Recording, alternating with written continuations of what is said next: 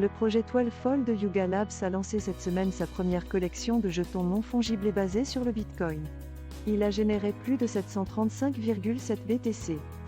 Les acheteurs retenus ont reçu l'un des 288 NFT frappés et inscrits sur des satoshis de la blockchain Bitcoin. Les offres allaient de 2,250 BTC à 7,159 BTC. Le projet 3D a été créé par Michael Fige de Venue et DiscATF et s'est inspiré de la relation entre le temps, les mathématiques et la blockchain. De nombreux experts pensent que ce nouveau phénomène dans l'espace cryptographique est à l'origine de la hausse du prix du Bitcoin. Cet article donne un aperçu détaillé de la vente aux enchères 12 Fold de Yuga Labs, qui s'est terminée lundi. Lors de la vente aux enchères, 3246 enchérisseurs se sont affrontés pour 288 NFT, qui ont été frappés sur la blockchain Bitcoin et inscrits sur des satoshis. La vente aux enchères a généré un total de 735,7 BTC, soit environ 16,5 millions de dollars. L'offre la plus élevée acceptée était de 7,159 BTC, tandis que la plus basse était de 2,250 BTC. Michael Fige, cofondateur du studio NFT Venue, est l'artiste à l'origine du projet 3D. De nombreux experts ont indiqué que le nouveau protocole ordinal avait été le catalyseur de la hausse du prix du Bitcoin.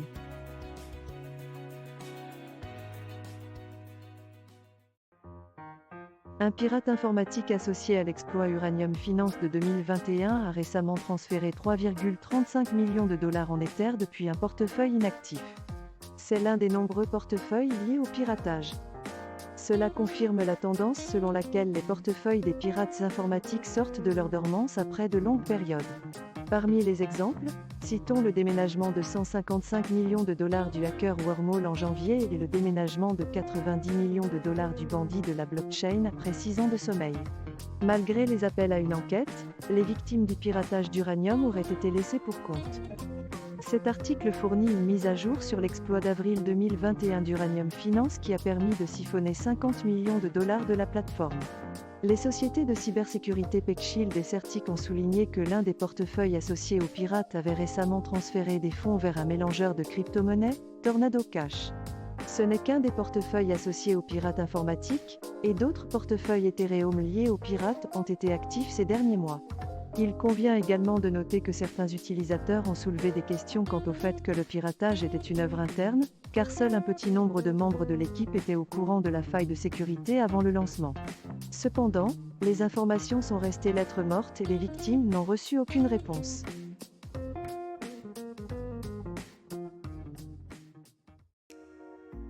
La récente décision du juge Torres dans le procès Ripple a été accueillie avec optimisme par la communauté XRP et les experts juridiques. Ils pensent que cela pourrait suggérer qu'une décision de jugement sommaire est imminente et pourrait être rendue ce mois-ci. Cette dernière décision du juge Torres est un signe positif pour la communauté XRP, car elle suggère que la décision de jugement sommaire sera probablement rendue prochainement. L'optimisme au sein de la communauté est palpable, alors que les investisseurs envisagent la possibilité que le procès Ripple touche bientôt à sa fin. De plus, la possibilité d'un règlement est également envisagée, ce qui pourrait avoir un impact majeur sur le prix du XRP.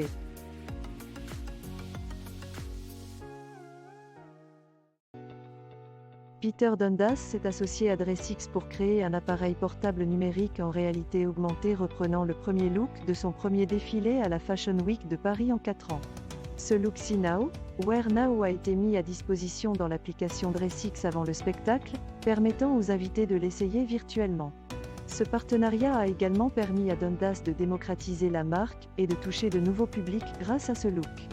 En élargissant encore sa présence sur le Web 3, Dundas a offert des jetons POAP à ses invités, qui leur permettront d'accéder à du contenu supplémentaire exclusif.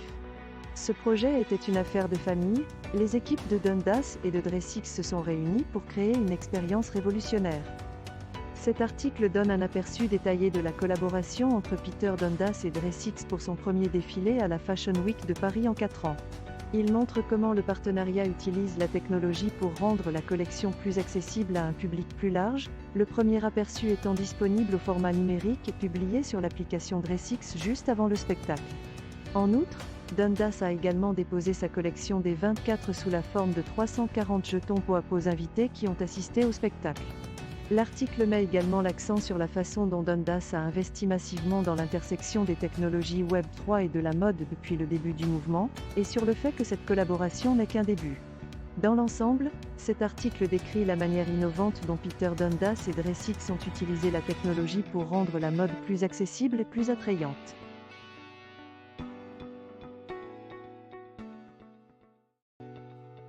Actuellement, le marché de la cryptographie se trouve dans une position difficile. Les bourses sont confrontées à des problèmes opérationnels, la banque Silvergate a des problèmes liés à la cryptographie, et l'optimisme grandit quant à la mise à niveau d'Ethereum à Shanghai. Matrixport suggère aux traders d'utiliser les transactions à valeur relative comme stratégie pour naviguer sur le marché.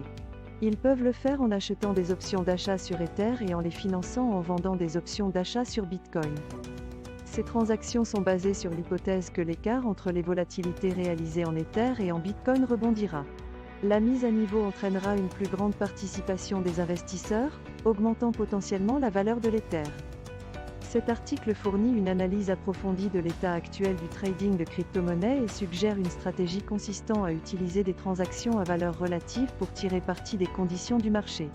La suggestion de Matrixport consiste à percevoir une prime en vendant une option d'achat en Bitcoin et en l'utilisant pour financer l'achat d'une option d'achat d'Ether. La raison d'être de cette stratégie repose sur l'hypothèse que l'écart entre la volatilité annualisée, réelle ou historique sur 30 jours de l'Ether et du Bitcoin rebondirait par rapport au niveau anormalement bas actuel en raison de la prochaine mise à niveau d'Ethereum Shanghai et de la demande accrue d'options. L'article décrit également les avantages potentiels de la mise à niveau, tels que l'augmentation de la participation des investisseurs et l'augmentation potentielle du gain de prix de l'Ether.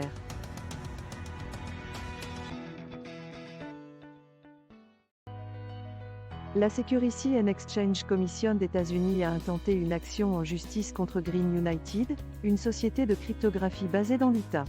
Il vendait pour 18 millions de dollars de faux équipements de minage de crypto-monnaies et prétendait faussement que cela fournirait un rendement mensuel de 40 à 50% sur les jetons Green.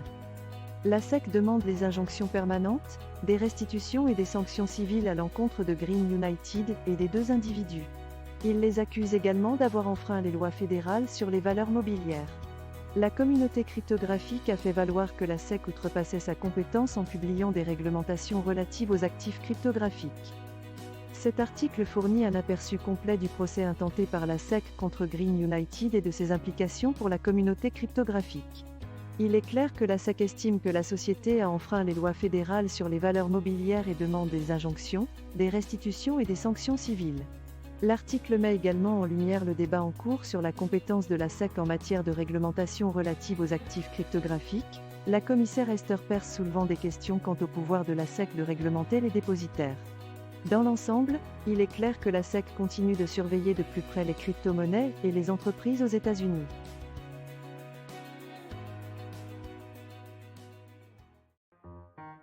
La loi Keep Innovation in America a été présentée par Patrick McHenry, président du comité des services financiers de la Chambre des représentants, et Richie Torres, membre du Congrès de New York. Il vise à corriger les failles réglementaires actuelles du marché de la cryptographie. La loi vise à restreindre l'application du terme courtier à des fins fiscales. Elle vise également à limiter la capacité du gouvernement fédéral à définir ce qui constitue un actif numérique. Cela est considéré comme nécessaire pour empêcher la portée excessive actuelle des régulateurs et pour éviter de pousser une industrie dynamique hors des États-Unis. Cet article fait un bilan positif de la loi Keep Innovation in America, récemment présentée par le président du comité des services financiers de la Chambre des représentants Patrick McHenry et le membre du Congrès de New York Richie Torres. La loi vise à corriger les failles réglementaires actuelles du marché de la cryptographie et à limiter la capacité du gouvernement fédéral à définir ce qui constitue un actif numérique. L'article mentionne également la loi de 2021 sur les investissements dans les infrastructures et la manière dont elle a conféré aux régulateurs de larges pouvoirs pour déterminer les règles du marché de la cryptographie, que la nouvelle loi limiterait. En conclusion, cet article est un examen positif de la loi Keep Innovation in America et de son potentiel pour aider le marché de la cryptographie.